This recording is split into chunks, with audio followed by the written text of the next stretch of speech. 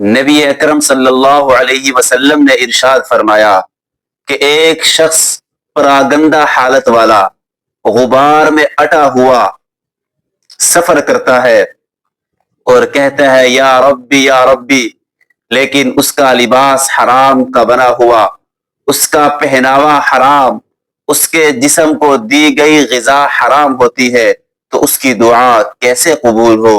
او کما قال علیہ الصلاۃ والسلام۔ اس لیے ہم جو دعاؤں کے قبول نہ ہونے کا رونا روتے ہیں، ذرا ایک بار اپنے گریبان میں جھانک کر دیکھ لے، کہیں ہماری غذا، کہیں ہمارے پیٹوں میں جانے والا لقمہ، کہیں ہمارے جسموں پر موجود لباس حرام کا تو نہیں ہے۔ اگر ایسا ہے پھر دعا کی عدم قبولیت کا شکوہ کیسا؟